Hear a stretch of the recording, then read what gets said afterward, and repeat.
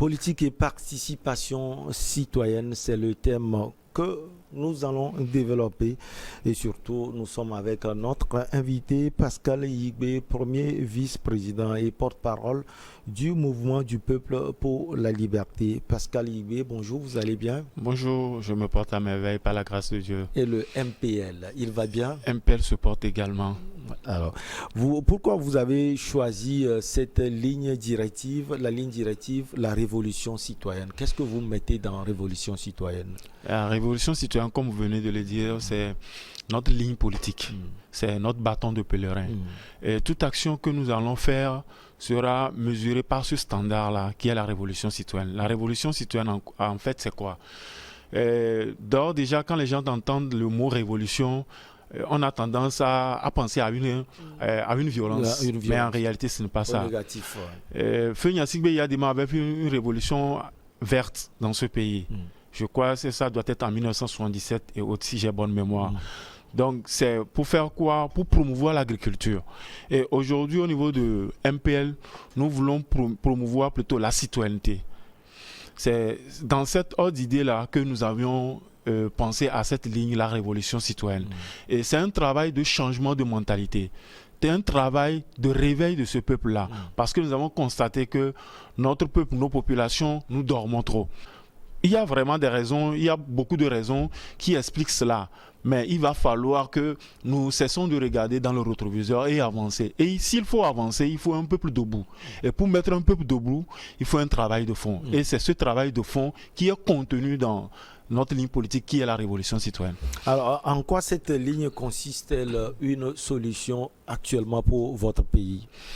Aujourd'hui, comme je viens de le dire au départ, nous pouvons constater cette lassitude-là au niveau du peuple. Quand on piétine un citoyen, le citoyen se remet à Dieu. Il dit, Dieu m'aidera. Un jour, Dieu plaidera ma cause. Alors que le citoyen-là a également le droit de défendre ses droits. Il a la possibilité plutôt de défendre ses droits. S'il ne le fait pas, il attend un Dieu. Dieu n'est pas citoyen togolais. Dieu existe dans tous les pays. Dieu est pour tout le monde. Dieu est pour tout le monde, pas pour uniquement les Togolais. On a vu des peuples se révolter et défendre leur liberté. Pourquoi c'est au Togo que nous allons espérer le secours de Dieu? Uniquement Dieu. Même dans la Bible. Pour que Dieu intervienne, Dieu n'est pas descendu du ciel pour intervenir sur la terre. Mais il a opéré à travers des hommes qui se sont sacrifiés, que le peuple également comprenne que la liberté ne se donne pas, mais elle s'arrache. Donc, de l'autre côté également, nous pouvons comprendre que les partis politiques, les chapelles politiques ont trop manipulé ce peuple, à telle enseigne que ce peuple est divisé. Et même s'ils doivent manifester pour leur cause, bon, tant que ce n'est pas ma chapelle politique qui a demandé à ce qu'on manifeste ou à ce qu'on fasse ceci, bon, on se réfère aux leaders. Alors que le droit, ou bien ce pourquoi nous luttons, doit être commune. La raison pour laquelle nous devons sortir, la raison pour laquelle nous devons nous mobiliser, la raison de notre défense doit être commune. Ça doit être national. Mais si une partie du peuple réclame quelque chose et que les autres, bien même que ça va de leur avantage, mais qui ne réagissent pas, bon, le dictateur lui dira quoi? Bon, les autres même, ils sont d'accord avec ma gouvernance. Il faut que tout le peuple soit debout pour manifester, pour proclamer, pour exprimer son ras-le-bol, pour que le dirigeant, le dictateur comprenne qu'en réalité, ce qu'il fait n'est pas bien. Alors, quel rapport entretient votre parti avec les autres partis de l'opposition au Togo? Les autres formations politiques de l'opposition, nous ne sommes pas en mauvaise odeur de sainteté avec eux.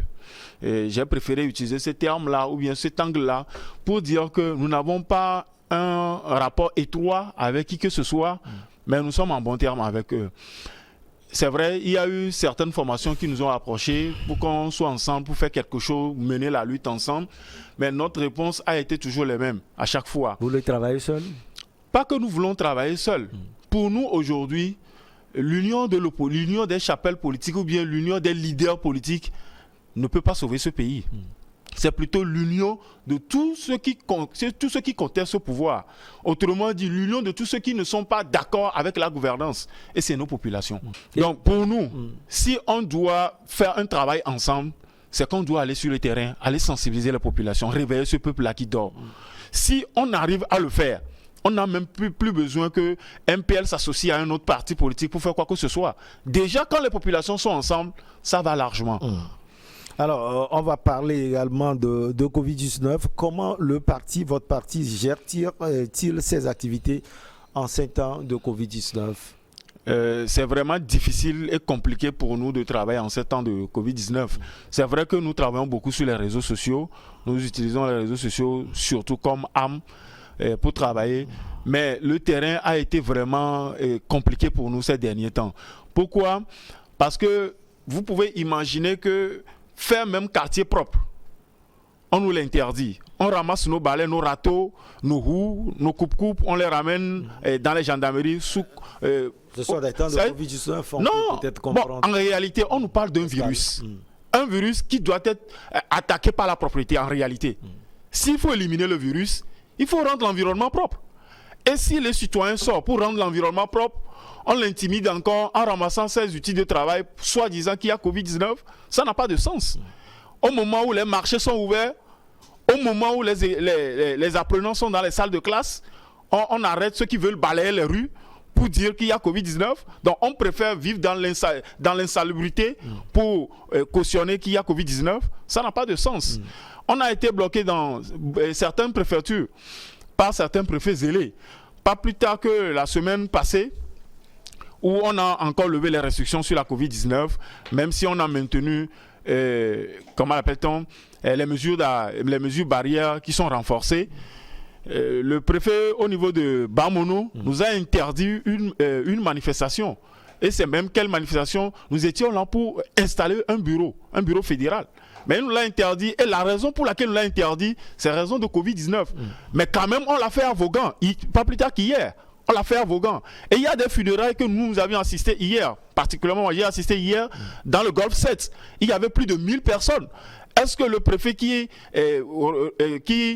régente le Golfe, comment appelle-t-on, le Golfe, lui, il n'a pas de problème de Covid. Covid est uniquement dans le Bamono. On ne comprend pas l'incongruité dans laquelle nous travaillons. Alors, quel rapport vous entretenez aussi avec les autorités de votre pays? Les autorités, les rapports que nous entretenons avec eux, naturellement, nous sommes citoyens, eux, ils dirigent aujourd'hui. Et si nous avons des propositions à faire, nous faisons nos propositions par le biais des médias. Soit on envoie des courriers. Des fois, nous recevons des réponses, des fois, on ne reçoit pas de réponses. Bon, je ne dirais pas que c'est de bons ni de mauvais rapports. Alors, d'où proviennent les ressources financières du parti? Au niveau de MPL, c'est toujours la cotisation des militants. C'est aujourd'hui, pour le moment, c'est toujours la cotisation des militants. Et c'est vraiment, beaucoup de partis politiques peuvent en témoigner, c'est vraiment compliqué que les militants cotisent, surtout au Togo, dans la politique togolaise. Mais le MPL fait au moins d'exploits. Pourquoi je dis nous faisons des exploits? C'est en expliquant notre ligne politique aux citoyens, pour qu'ils comprennent que ce n'est personne qui viendra le faire à sa place. Ce n'est pas le milliardaire qui est devant vous qui viendra le faire. Raison même pour laquelle, à notre tête, on n'a pas un milliardaire ni un Richard. C'est nos militants même qui, après avoir compris la raison pour laquelle ils se sont engagés dans la politique, qui s'investissent à financer le parti. Et c'est un effort très louable et je voudrais féliciter par ce biais nos militants. Et on voit une fréquence d'activité menée par votre parti politique. Alors, vous n'avez pas des moyens et vous financez ces activités. Comment vous faites concrètement? Oui, et comme je viens de le dire, quand le besoin se fait sentir, par exemple, une sensibilisation dans une zone donnée, nous posons le budget et nous demandons en bonne volonté, en plus de la caisse, ce qui a été cotisé, et on fait un programme en fonction de notre budget. On ne fait pas au-delà de notre budget. C'est ce que nous arrivons à faire. C'est vrai qu'il y a un peu de donateurs par-ci, par-là, mais c'est toujours des membres qui font partie du parti. Quelle solution vous proposez? Votre parti, le Mouvement du Peuple pour la Liberté, propose à cette question de vie chère au Togo? À notre niveau, nous pensons que le gouvernement doit revoir sa copie. Il faut que, au fait, qu'on tourne la politique plus vers le côté social. Donc nous pensons également qu'on peut également limiter le salaire de beaucoup de personnes dans ce pays. Le chef de l'État peut donner un exemple en réduisant un tout petit peu le salaire des ministres dans ce pays, le salaire des députés. ça peut se faire pour au moins augmenter le salaire de nos hommes en tenue, des enseignants, de nos infirmiers, des docteurs, ceux qui nous soignent. Surtout ces 3 corps-là sont très importants pour nous. On peut les aider. Vous avez parlé de ceux qui nous protègent, ceux qui prennent soin de notre santé, ouais, et ceux qui garantissent notre sécurité dans ce pays. Ouais. Alors, avec vous, on va parler également de l'actualité en Afrique et surtout dans la sous-région. Le regard de votre parti sur les différents coups d'État ces derniers temps en Afrique, on va prendre cas par cas. D'abord le Mali. Les coups d'État, d'abord, il faut chercher les causes. Qu'est-ce qui a provoqué ces coups d'État? Parce que s'il faut toujours traiter les feuilles et laisser les racines, le problème reviendra toujours. Et la preuve, le problème est revenu au niveau du Soudan, au niveau de la Guinée. Ouais. C'est toujours le 3e mandat que veulent faire les chefs d'État, qu'on n'arrive pas à comprendre. Mais au Mali, Ibeka n'a pas voulu faire un 3e mandat. Voilà, quand un dictateur est au pouvoir et que le peuple n'est pas d'accord, mais il faudrait comprendre. Qu'est-ce que vous mettez dans dictateur, M. Pascal Igbe? Quand vous Parce que Ibeka, par exemple, a été élu par les Maliens et il faisait son 2e mandat. Il y a mobilisation populaire menée par le M5 et puis l'armée est venue faire le travail. Voilà. Et je vais prendre exactement le cas de Ibeka. Qu'est-ce qui se passait au Mali? Le territoire malien ne bénéficiait pas aux citoyens maliens.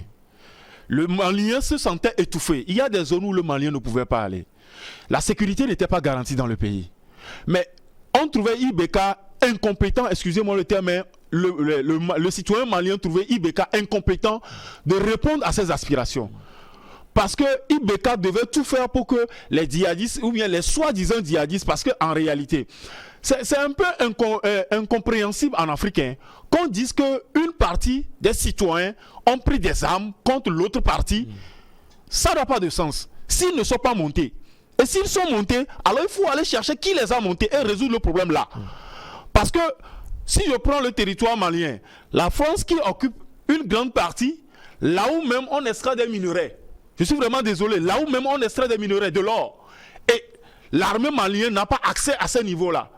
Et Ibeka est au pouvoir. Ibeka n'arrive pas à gérer la situation. Vous pensez que le citoyen va laisser comme ça ces richesses soient exploitées? Avant Ibeka, Pascal Igbe, il y avait déjà ces problèmes Oui, on a cru que Ibeka pouvait résoudre le problème. D'ailleurs, même, je n'aime même pas comment l'appelle-t-on, la certitude que Ibeka est élu démocratiquement par les urnes. Donc pour vous, c'est Soumaïla Cissé peut-être qui a été élu? C'est pas ce que j'ai dit. Parce que je n'ai pas les résultats de leur côté. Mais j'ai quand même vu les contestations et autres.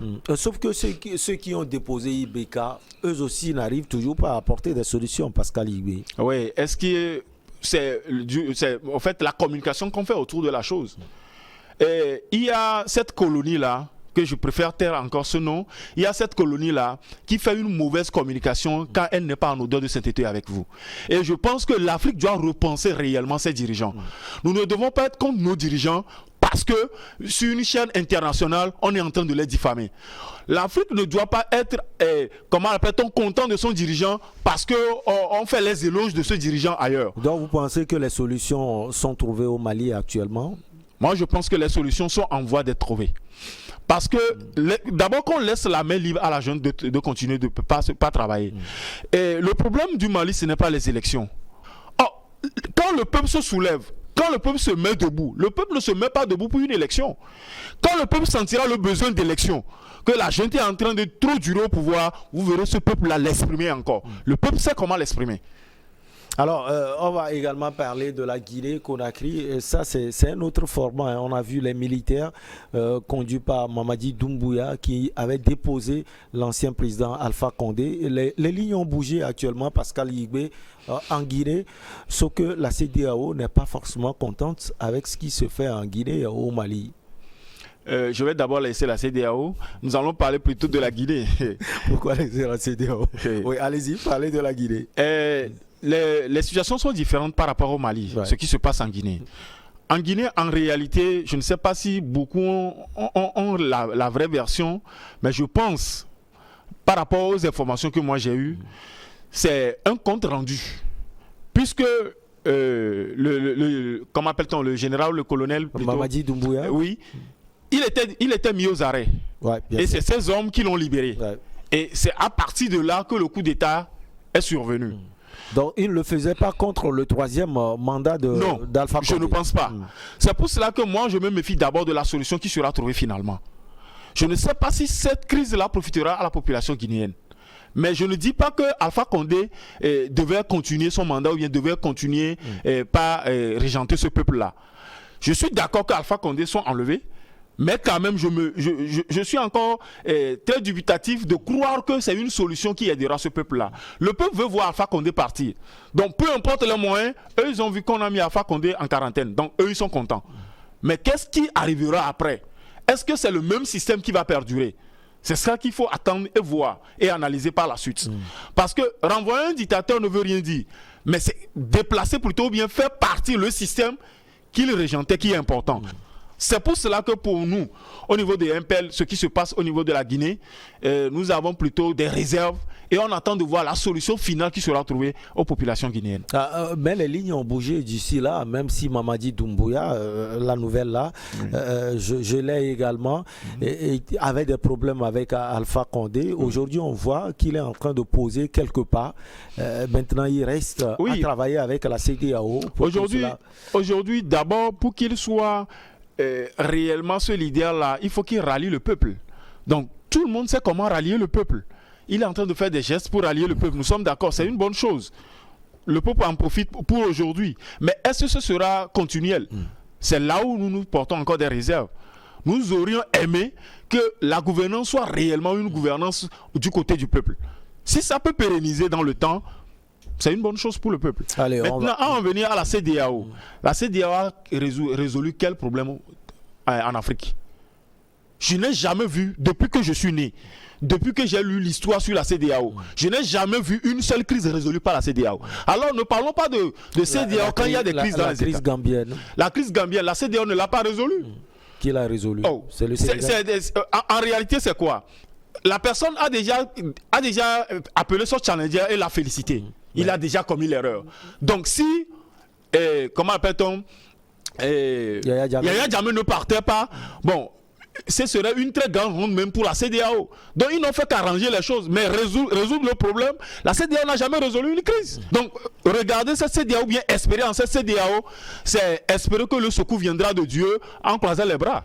On va également parler du Soudan pour terminer. Ça fait une semaine jour pour jour que les militaires ont déposé le pouvoir civil au Soudan. On a vu cette manifestation monstre, c'était samedi passé, manifestation portée par les jeunes Soudanais qui veulent en découdre avec la junte actuellement au pouvoir à Khartoum.